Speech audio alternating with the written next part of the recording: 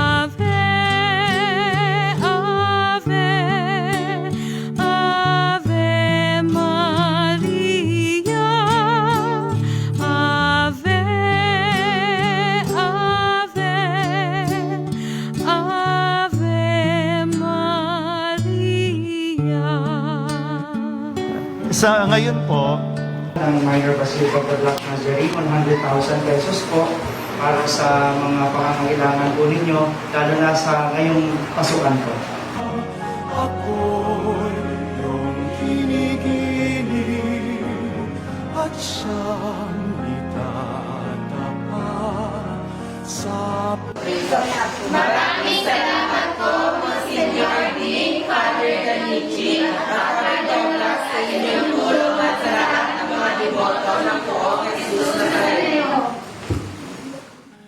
sa puso.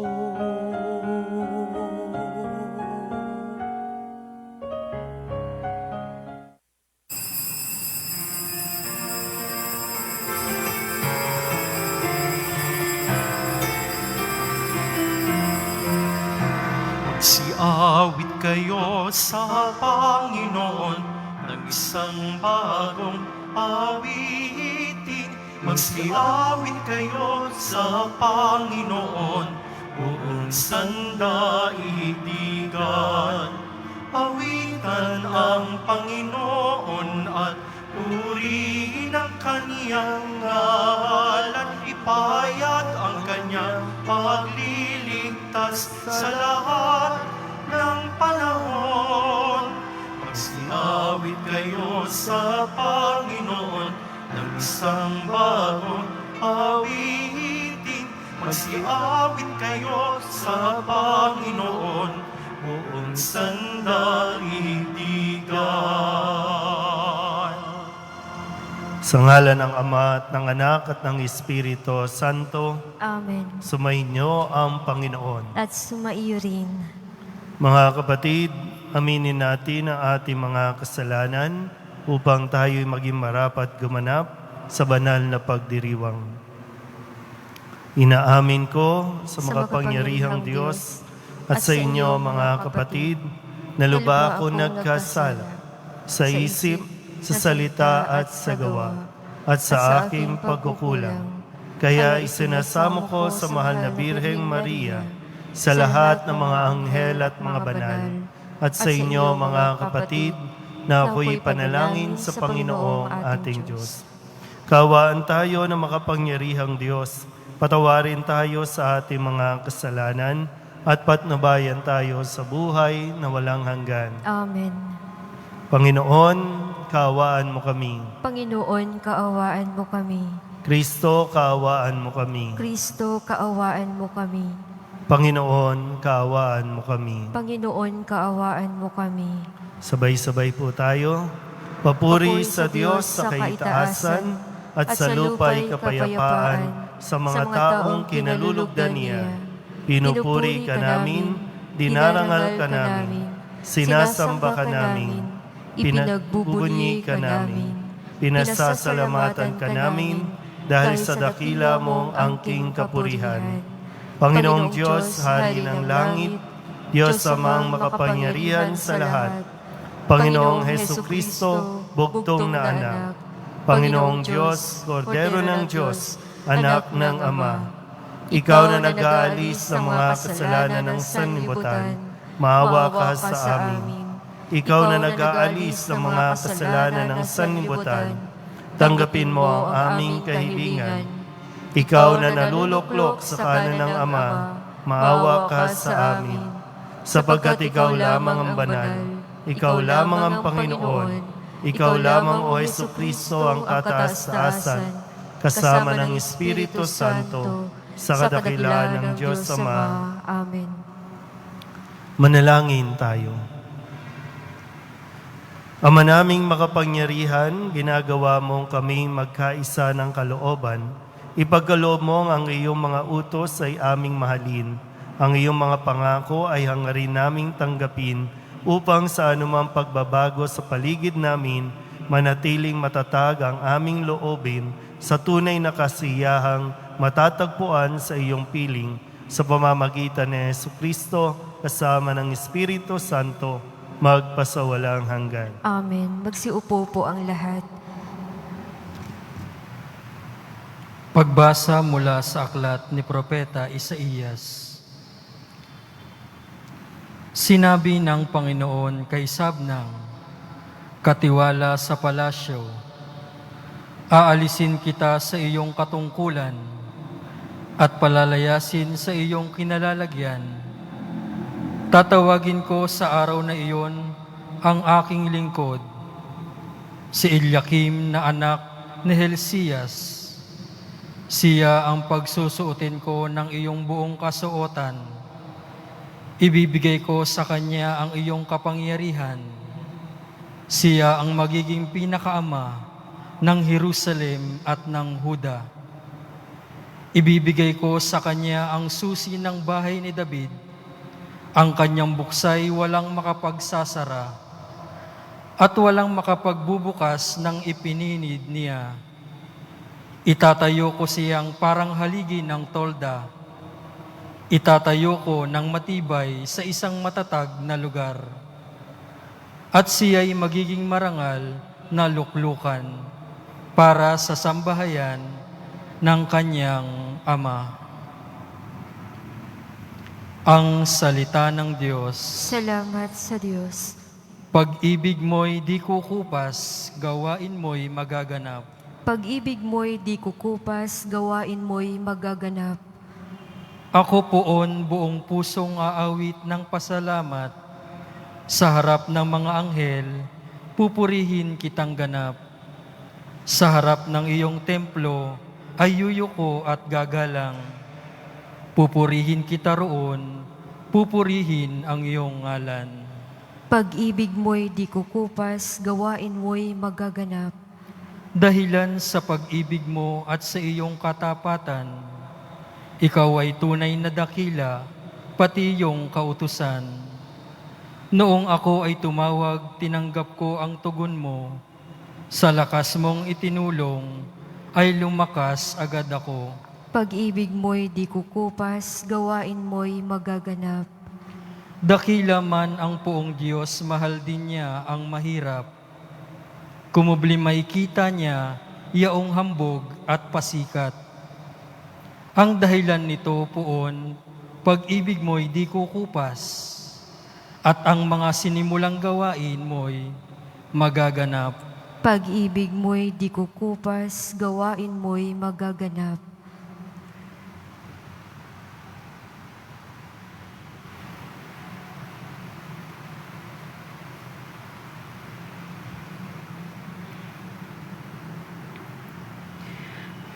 Pagbasa mula sa sulat ni Apostol San Pablo sa mga taga-Roma. Napakasagana ng kayamanan ng Diyos. Di matarok ang kayamanan, karunungan at kaalaman ng Diyos. Hindi malirip ang kanyang mga panukala at pamamaraan, gaya ng nasusulat. Sapagkat sino ang nakaalam sa pag-iisip ng Panginoon? O sino ang naging tagapayo niya? Sino ang nakapagkaloob ng anuman sa Diyos para siya na may gantimpalaan? Sapagkat mula sa Kanya at sa pamamagitan niya at sa Kanya ang lahat ng bagay. Sa Kanya ang karangalan magpakailanman. Amen. Ang salita ng Diyos. Salamat sa Diyos. Magsitayo po ang lahat.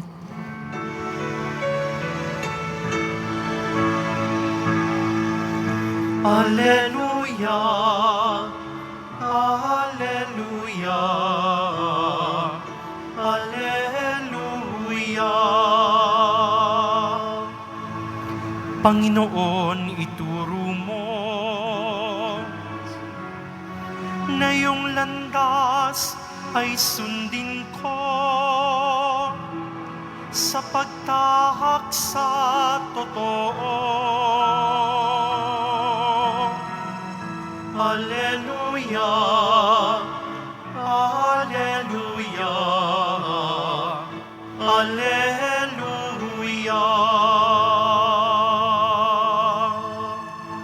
Sumainyo ang Panginoon. At sumaiyo rin. Ang mabuting balita ng Panginoon ayon kay San Mateo. Papuri sa iyo, Panginoon. Noong panahong iyon, dumating si Jesus sa lupain ng Cesarea ng Filipos. tinanong niya ang kanyang mga alagad, "Sino raw ang anak ng tao ayon sa mga tao?" At sumagot sila, "Ang sabi po ng ilan ay si Juan Bautista kayo. Sabi naman ng iba, si Elias kayo. At may nagsasabi pang, si Jeremias kayo o isa sa mga propeta. Kayo naman, ano ang sabi ninyo? Sino ako?" Tanong niya sa kanila. Sumagot si Simon Pedro, "Kayo po ang Kristo, ang anak ng Diyos na buhay." Sinabi sa kanya ni Jesus, "Mapalad ka, Simon na anak ni Jonas, sapagkat ang katotohanan ito'y hindi inihayag sa iyo ng sino mang tao, kundi ng aking amang nasa langit. At sinasabi ko naman sa iyo, ikaw ay Pedro, at sa ibabaw ng batong ito ay itatayo ko ang aking simbahan, at hindi makapananaig sa kanya kahit ang kapangyarihan ng kamatayan. Ibibigay ko sa iyo ang mga susi ng kaharian ng langit. Ang ipagbawal mo sa lupa ay ipagbabawal sa langit, at ang ipahintulot mo sa lupa ay ipahintulot sa langit." At mahigpit niyang tinagubilinan ang kanyang mga alagad na huwag sabihin kanino man na siya ang Kristo. Ang mabuting balita ng Panginoon. Pinupuri ka namin, Panginoong Heso Kristo. Magsiupo po. Isang magandang araw po sa inyong lahat. Ngayong buong linggong ito, ay sadyang muli tayong sinusubok, yung atin pong kahabaan ng pasensya, yung atin din siyempreng katatagan pagdating sa ating pananampalataya. Bagamat tayo po ay nailagay na sa General Community Quarantine, natapos ang MECQ, umaasa tayo na makabalik na muli dito sa simbahan dahil, di ba, ano bang meron sa simbahan? Bakit gustong-gusto natin pumunta? Kahit na bawal pumasok o limitado sa 10 ang makakapasok, pero marami pa rin yung nagtsatsaga na tumayo lang sa labas ng gate ng simbahan o sa Plaza Miranda. Bakit nga ba? Ano bang meron dito? Siguro kasi, dito tayo kumukuha ng lakas. Sino ba ang nasa simbahan? Hindi naman yung mga pari. Sino ba ang nasa loob ng simbahan? Pag pumasok kayo dito, sino ba ang nakikita ninyo diyan sa may altar? Di ba ang Diyos, ang Poong Jesus Nazareno? Na pagkaminsan o kadalasan, kapag tayo po pagod na, litong-lito na tayo, ang dami nating pinoproblema, pero pag makita mo lang ang imahe ng Poong Jesus Nazareno, nagkakaroon ng kakaibang karanasan, yung damdamin natin mas sumisigla, mas nagkakaroon tayo ng lakas para harapin anumang problema, anumang kalungkutan, mayroon tayo. Kahit nga, basta nasa gate lang makita mo lang ang imahe ng Nazareno, parang okay na muna ito sa ngayon. Nakakuha na tayo ng lakas.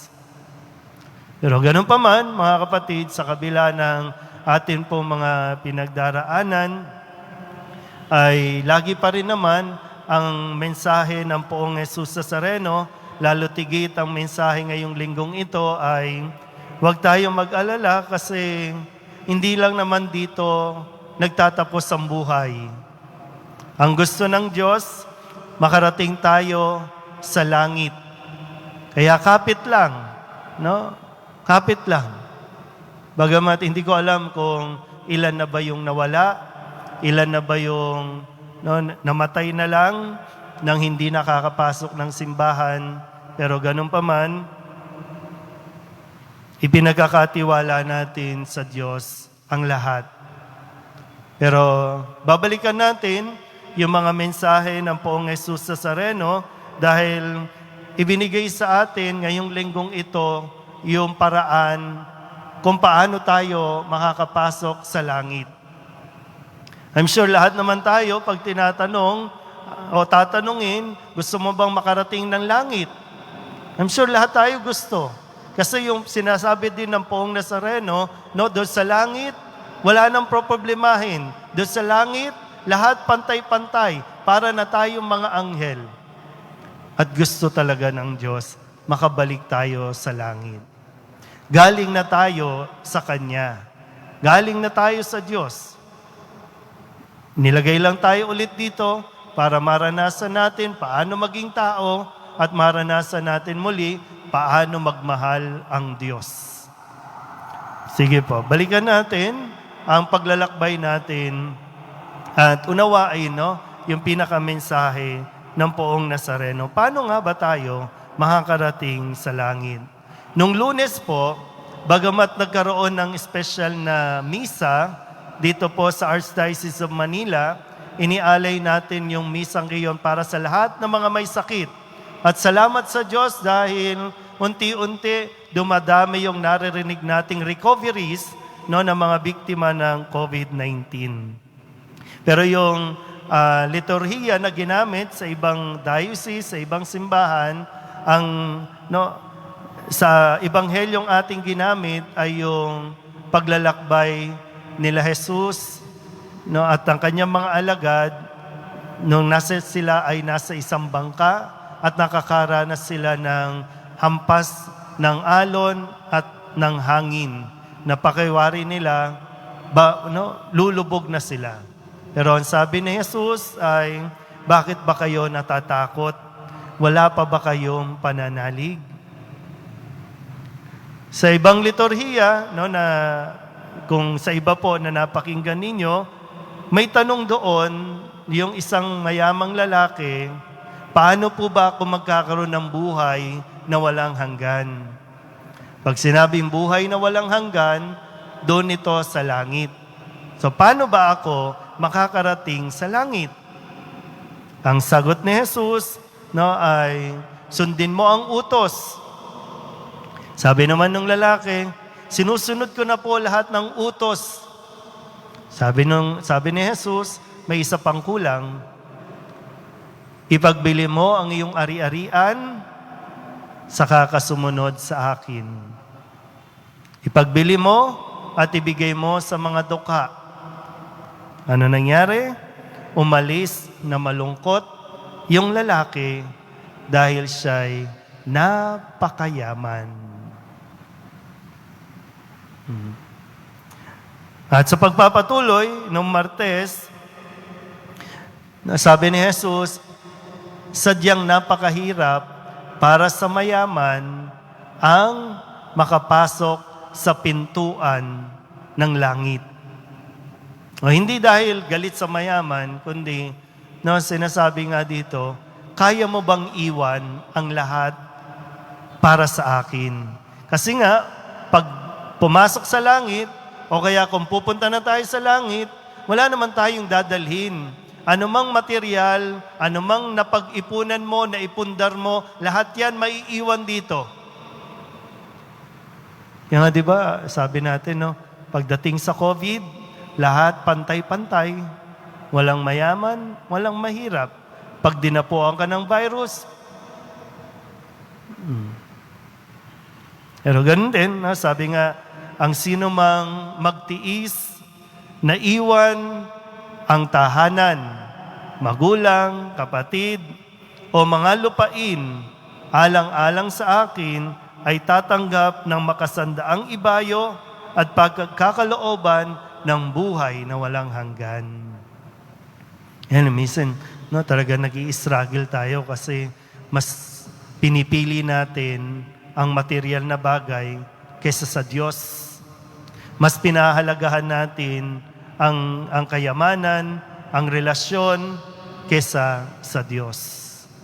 Kaya lagi natin pinagigiitan, di ba, Importante po yung misa na hindi nakikita ng ating gobyerno na mahalaga na ang mga tao makapasok sa misa. Mas importante kasi ngayon, magbukas tayo ng mga malls. No, kasi diyan kikita. Dito sa simbahan, di tayo kikita diyan. Noong Miyerkules, sa talinghaga, na sinasabi nga, ang kaharian ng langit, lahat gusto ng Diyos makapasok, lahat gusto makarating doon sa langit. Pero ang sabi ni Jesus, marami ang nahuhuli ay mauuna at ang nauna ay mahuhuli. Kaya kapag inanyayahan ka, inimbitahan ka, tanggap na. No, para bang pag tinawag ka ng Diyos, wag nang aarte pa. Nung Huwebes naman, sa pagpapatuloy pa rin, sabi po, sapagkat marami ang tinatawag, ngunit kakaunti ang nahihirang. At kahapon, Biyernes, paano tayo makakapasok ng langit? Sundin mo ang utos. Doon sa tanong na ano ba ang pinakamahalagang utos? Ang utos, ibigin mo ang Diyos. Ikalawa, ibigin mo ang iyong kapwa. Kapag nangyari yan, pasok ka sa langit. Hindi lang ayuda ang matatanggap mo, kundi langit. At ngayong linggong ito, kung pakikinggan natin o babalikan natin, ipinagkatiwala sa mga alagad, una tigit kay Pedro ang simbahang itinayo mismo ni Jesus.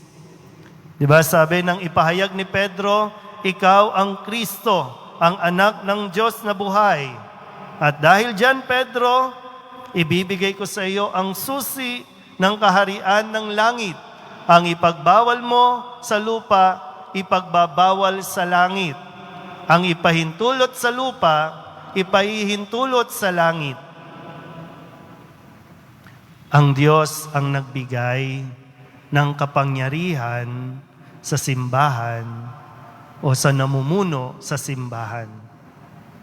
Kaya, biruin nyo, Bagamat, napakalaking responsibilidad na nakaatang sa aming mga pari ang kaligtasan ng bawat isa. Lord, ang bigat naman ng kapangyarihan na yan,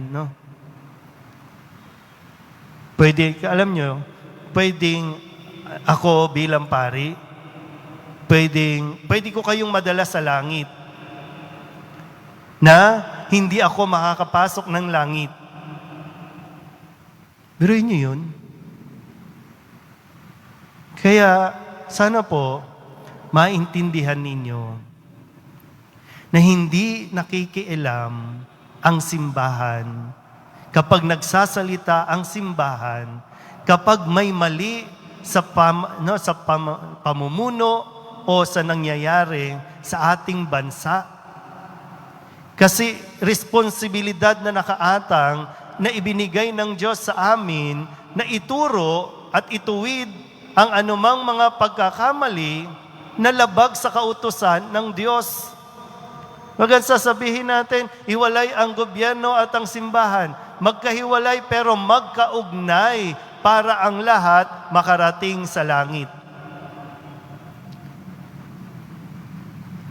Ibabalik ko po, Kahit magalit kayo sa akin, sa mga pari, sa mga obispo, pero ang mga pari may kapangyarihang magdala sa iyo sa langit.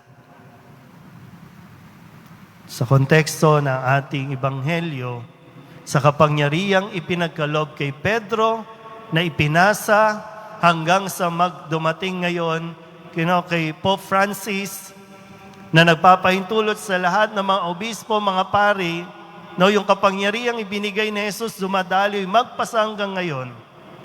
Kaya responsibilidad namin.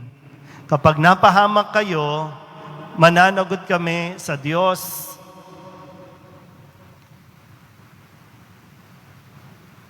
Yan, pag sinabing, yes tayo sa death penalty, hindi. Magsasalita at magsasalita kami. Pag may corruption na, magsasalita kami. Kasi yan ay kapangyarihang ibinigay ng Poong Nazareno na kailangang gampanan. Kasi isa man sa inyo ang mapahamak. Dahil wala kaming ginawa, wala kaming sinabi, mananagot kami sa Diyos. Minsan nakakalungkot po yung eksena na marami po yung nag-aagaw buhay dahil sa COVID na ito na hindi mapuntahan ng pari. Kasi may mga protocols, may mga bawal. No? Pero mabigat din sa kalooban, no? Sa aming balikat, na hindi namin nabisita man lang, hindi namin na nabigyan ng basbas o ng sakramento, no? Ng yung pagpanaw, yung viaticum. Sabihin natin, marami din sa amin, natatakot din lumabas. Pero ano naman, ito po ay responsibilidad namin. At ito po ay talagang yung ibabalik sa amin ng Diyos. Ano bang ginawa ninyo? Kasi may kapangyarihan kayo eh. Pero ano bang ginawa ninyo? May ginawa ba kayo para mailigtas ang isang kaluluwa? Wag niyo po sanang isipin na kapag medyo nagsasalita kami na kontra sa gobyerno, sa kanilang ipinapatupad na batas, hindi dahil galit kami, kundi nagpapaalala lang. Kasi kapag naligaw ng landas at napahamak ang isa man nating kababayan, bahagi kami nun. Kasi meron tayong moral ascendancy na tinatawag. Meron tayong responsibilidad morally na paalalahanan ng bawat isa. Hindi pwedeng, Father, wag kayong makialam. Hindi kami nakikialam. Meron kaming kapangyarihan magsalita kasi yan ay binigay ng Poong Jesus Nazareno. Pero tanggapin niyo man kami o hindi, kailangan naming gawin kung ano ang ipinag-uutos sa amin ng Poong Nazareno. Amen. Ipahayag natin ang ating pananampalataya. Magsitayo po. Sumasampalataya ako Sa Diyos amang makapangyarihan sa lahat na may gawa ng langit at lupa. Sumasampalataya ako kay Hesukristo, iisang anak ng Diyos, Panginoon nating lahat. Nagkatawang tao siya lalang ng Espiritu Santo, ipinanganak ni Santa Mariang Birhen, pinagpakasakit ni Poncio Pilato, pinako sa krus, namatay, inilibing, nanaog sa kinaroroonan ng mga yumao, nang may 3 araw na buhay na mag-uli, umakyat sa langit, naluluklok sa kanan ng Diyos sa mga makapangyarihan sa lahat. Doon magmumulang paririto at huhukom sa nangabubuhay at nangamatay na tao. Sumasampalataya naman ako sa Diyos Espiritu Santo, sa banal na simbahang katolika, sa kasamahan ng mga banal, sa kapatawaran ng mga kasalanan, sa pagkabuhay na muli ng namatay na tao, at sa buhay na walang hanggan. Amen. Magsitayo po. Mukhang nakalimutan na natin, no? Sa 5 buwan, pag ipinapahayag ang pananampalataya, pag nasa loob na ng simbahan, nakatayo na, ha? Hingin natin sa Diyos na matanggap natin ang katotohanan, ang simbahan ay kapwa banal at makasalanan dahil ang mga taong kaanib nito ay may kabutihan at pagkakamali rin. Ang ating tugon sa bawat kahilingan, Amang bukal ng karunungan, dinggin mo ang aming panalangin. Amang bukal ng karunungan, dinggin mo ang aming panalangin. para sa mga namumuno sa simbahan, upang lumakas ang kanilang pananampalataya kay Kristong Anak ng Diyos na buhay, at nang magampanan nilang maayos ang kanilang tungkulin bilang tagapag-alaga ng mga susi ng kaharian ng langit. Manalangin tayo sa Panginoon. Amang bukal ng karunungan, dinggin mo ang aming panalangin. Para sa mga namumuno sa ating bansa, lalo na sa panahong ito ng COVID-19 pandemic, upang hindi sila magkulang ng pananalig sa Diyos at nang matukoy nila ang tamang paraan para maiahon ang ating bayan sa paghihirap na ating dinaranas, manalangin tayo sa Panginoon. Amang bukal ng karunungan, dinggin mo ang aming panalangin. Para sa lahat ng mga kumikilos sa ating mga pagamutan at nagsisikap na sugpuin ang pagkalat ng COVID-19, at para na rin sa mga kawani ng pamahalaang nagpapanatili ng kaayusan sa ating lipunan, upang maging matatag ang kanilang tiwala sa Diyos at lagi silang maging ligtas para sa kanilang ikapapanuto at sa ibayong paglilingkod na maibibigay pa nila sa ating mga kababayan. Manalangin tayo sa Panginoon. Amang bukal ng karunungan, dinggin mo ang aming panalangin. Para sa ating lahat na mga Kristiyano, upang sa taong ito ng ekumenismo, ay tahakin natin ng may pagpapakumbaba ang tamang landas patungo sa bato ng pananampalataya ni Pedro. Manalangin tayo sa Panginoon. Amang bukal ng karunungan, dinggin mo ang aming panalangin. Idulog din natin sa Panginoon ang ating mga personal na kahilingan at mga panalangin para sa ating mga pamilya, ang mga kahilingan ng lahat ng nanonood sa Facebook Live, at ang lahat ng panalangin na hinihiling na ipagdasal sa oras na ito.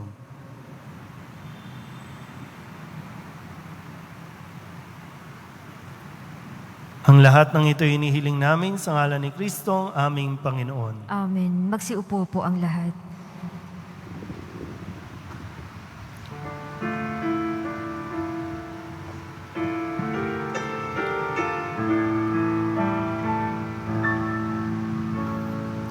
Kunin mo, O Diyos, at tanggapin mo ang alak at tinapay na handog ng pag-ibig sa gisag naming bayan mo. Ang handog na ito ay babaguhin mo, magiging katawan at dugo mo. Magsitayo po ang lahat. Manalangin kayo mga kapatid upang paghahain natin ang kalugdahan ng Diyos Amang makapangyarihan. Tanggapin nawa ng Panginoon itong paghahain sa iyong mga kamay, sa kapurihan niya at karangalan sa ating kapakinabangan at sa buong sambayanan niyang banal. Ama naming lumikha, pinagkamit mo kami ng iyong pagkupkop, pakundangan sa isang pampalagiang paghahandog, kaya't sa iyong sambayanan ay iyong ipagkaloob ang pagkakaisa at kapayapaang nagbubuklod, bunga ng aming mga alay na iyong ikinalulugod sa pamamagitan ni Jesucristo kasama ng Espiritu Santo magpasawalang hanggan. Amen. Sumainyo ang Panginoon. At sumaiyo rin. Itaas sa Diyos ang inyong puso at diwa. Itinaas na namin sa Panginoon. Pasalamatan natin ang Panginoong ating Diyos. Marapat na siya ay pasalamatan. Ama naming makapangyarihan, tunay nga marapat na ikaw ay aming pasalamatan. Kahit na ikaw ay pinagtaksila ng sangkatauhan, ikaw ay patuloy pa rin sa iyong pagmamahal. Ikaw na ang nagpuno sa aming pagkukulang, ikaw pa rin ang nagsugo ng tutubos sa tanan. Ang sugo mong anak ay naging di na iba sa amin, bagamat di niya tinularan ang aming pagkamasuwayin. Nilob mo ito upang iyong mamalas sa aming pagkatao ang giling mong anak, at kami tunghayan mong may pag-ibig na tulad ng pagtatangi mo sa Kanya ng higit sa lahat. Ang katapatan niya sa iyong walang maliw ay nagpanumbalik na muli sa amin ng iyong kasiyahat ng iyong pagtingin na aming iwinaksi nung ikaw ay aming suwayin. Kaya kaysa ng mga anghel na nagsisiawit ng papuri sa iyo nang walang humpay sa kalangitan, kami nagbubunyi sa iyong kadakilaan. Santo, Santo, Santo, Panginoong Diyos ng mga hukbo, napupuno ang langit at lupa ng kadakilaan mo, Hosana sa kaitaasan. Pinagpala ang naparirito sa ngalan ng Panginoon, Hosana sa kaitaasan. Magsiluhod po. Ama naming banal, ikaw ang bukal ng tanang kabanalan. Kaya't sa pamamagitan ng iyong Espiritu, gawin mong banal ang kaloob na ito upang para sa aming maging katawan at dugo ng aming Panginoong Hesukristo. Bago niya pinagtiis ang kusang loob na maging handog, hinawakan niya ang tinapay, pinasalamatan kaniya, pinagati-hati ni Ayon, iniabot sa kanyang mga alagad at sinabi, "Tanggapin ninyong lahat ito at kanin, ito ang aking katawan na ihahandog para sa inyo."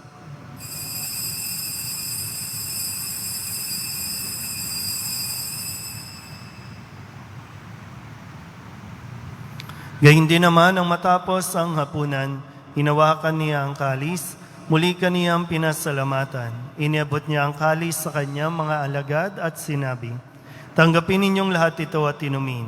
Ito ang kalis ng aking dugo, ng bago at walang hanggang tipan, ang aking dugo na ibubuhos para sa inyo at para sa lahat sa kapagpapatawad ng mga kasalanan.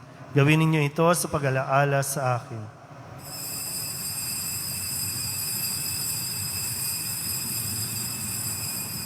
Magsitayo po ang lahat.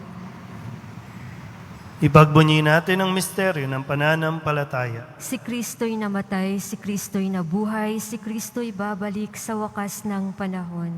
Ama, ginagawa namin ngayon ang pag-alaala sa pagkamatay at muling pagkabuhay ng iyong anak, kaya tiniaalay namin sa iyo ang tinapay na nagbibigay buhay at ang kalis na nagkakaloob ng kaligtasan. Kami nagpapasalamat dahil kami iyong minarapat na tumayo sa harap mo para maglingkod sa iyo. Isinasamo namin kami magsasalo-salo sa katawan at dugo ni Kristo ay mabuklod sa pagkakaisa sa pamamagitan ng Espiritu Santo. Ama, lingapin mo ang iyong simbahang laganap sa buong daigdig. Puspusin mo kami sa pag-ibig kay San Francisco na aming Papa, ni Broderick na aming tagapangasiwa at ng Tanang Kaparian. Alalahanin mo rin ang mga kapatid naming nahimlay nang may pag-asang sila'y muling mabubuhay, gayon din ang lahat ng mga pumanaw. Kawaan mo sila at patuloyin sa iyong kaliwanagan. Kawaan mo at pagintapating kaming lahat na makasalo sa iyong buhay na walang wakas. Kaysa ng mahal na Birheng Maria na Ina ng Diyos, ng kabiyak ng puso niyang sa San Jose. Kaysa ng mga apostol at ng lahat ng mga banal na namuhay dito sa daigdig ng kalugod-lugod sa iyo, may pagdiwang nawa namin ang pagpupuri sa ikararangal mo sa pamamagitan ng iyong anak na aming Panginoong Hesukristo. Sa pamamagitan ni Kristo, kasama niya at sa Kanya, ang lahat ng parangal at papuri ay sa iyo, Diyos Amang makapangyarihan, kasama ng Espiritu Santo, magpasawalang hanggan. Amen. Amen. Amen.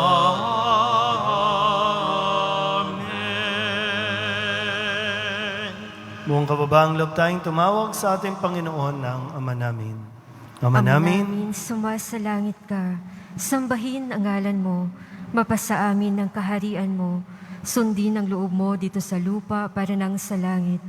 Bigyan mo kami ngayon ng aming kakanin sa araw-araw at patawarin mo kami sa aming mga sala para nang pagpapatawad namin sa nagkakasala sa amin. At huwag mo kaming ipahintulot sa tukso at iadya mo kami sa lahat ng masama. Amen. hinihiling namin kami iadya sa lahat ng masama, pagkalooban ng kapayapaan araw-araw, iligtas sa kasalanan at ilayo sa lahat ng kapahamakan, samantalang aming pinananabikan ang dakilang araw ng pagpapahayag ng tagapagligtas naming sa Hesukristo. Sapagkat iyo ang kaharian at ang kapangyarihan at ang kapurihan, magpakailanman. Amen. Panginoong Hesukristo, sinabi mo sa iyong mga apostol, kapayapaan ang iniiwan ko sa inyo, aking kapayapaan ang binibigay ko sa inyo. Tunghayan mo ang aming pananampalataya at huwag ang aming mga pagkakasala.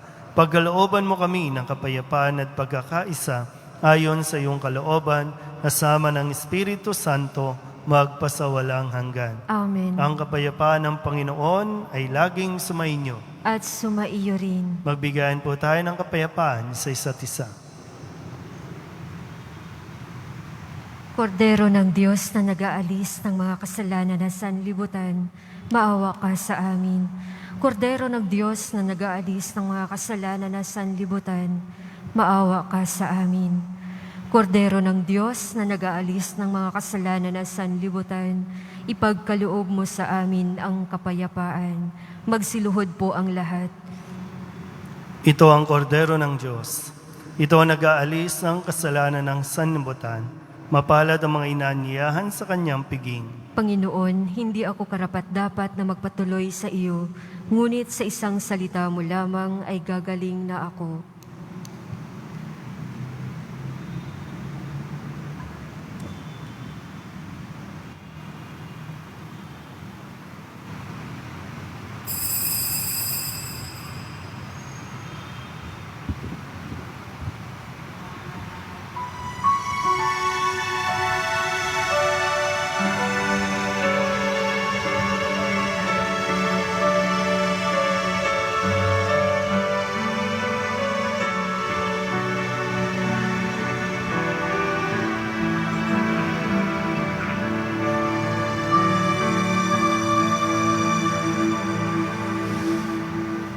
Ikaw, Jesus, ang tinapay ng buhay inasmasan, hinati inialay,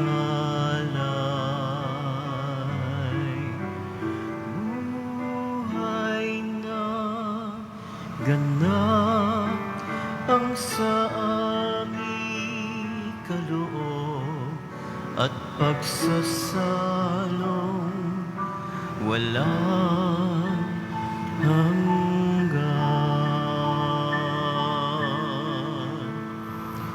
Basbasan ang buhay namin, handog naway matulad sa pag-aalay mo. Buhay na laanang lubos sa mundong sa pag-ibig ay kapos.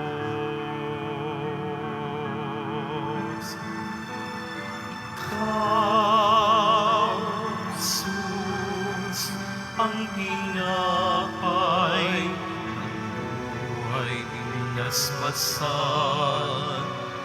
hinati inialay, buhay na ganap ang sa aming kaloob at pagsasalong walang hanggan. Marapati sa kapwa maging tinapay, kagalakan sa nalulumay,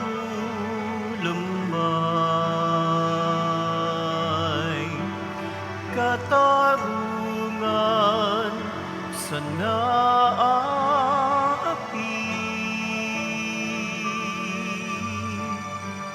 at kanlungan ng bayan mong sawi.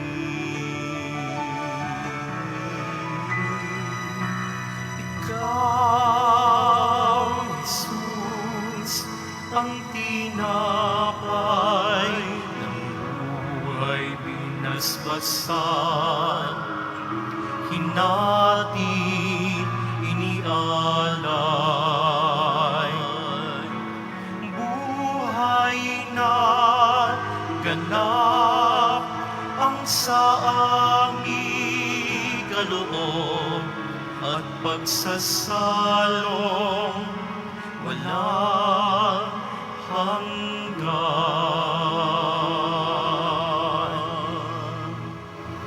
At pagsasalong walang hanggan.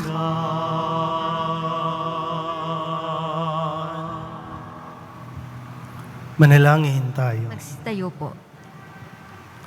Ama naming mapagmahal, lubusin mo sa amin ang kagalingang bigay ng iyong pag-ibig na ngayon ipinagdiriwang at kami naway magkaroon ng ganap na kaunlaran upang sa lahat ng aming pinagkakaabalahan, ikaw ay aming mabigyang kasiyahan sa pamamagitan ni Jesucristo kasama ng Espiritu Santo magpasawalang hanggan. Amen. Sumainyo ang Panginoon. At sumaiyo rin. Manalangin tayo para sa pagbabasbas.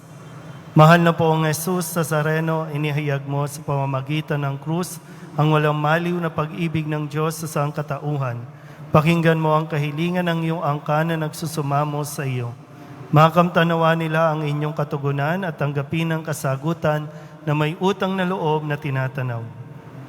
Basbasan din po ninyo ang mga dala-dala nilang mga imahin at dasalan at lahat ng mga may karamdaman, lalo tigit ang mga biktima ng COVID-19.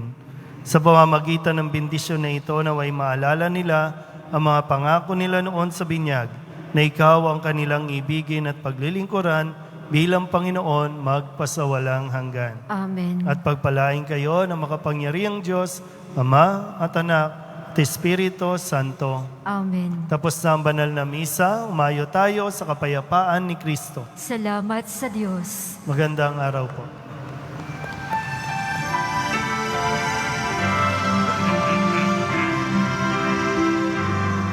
Nuestro Padre Jesus Nazareno, sinasamba ka namin,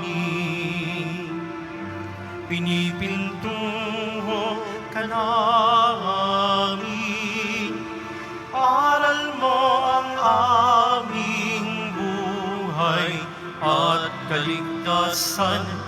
Nuestro Padre Jesus Nazareno, iligtas mo kami sa kasalanan. Ang krus mong kinamatayan ay sagisag ng aming kaligtasan. Nuestro Padre Jesus Nazareno, ininarangal ka namin. Nuestro Padre Jesus Nazareno, nilulwalhati ka namin. Nuestro Padre Jesus Nazareno, dininarangal ka namin. Nuestro Padre Jesus Nazareno, nilulwalhati ka namin.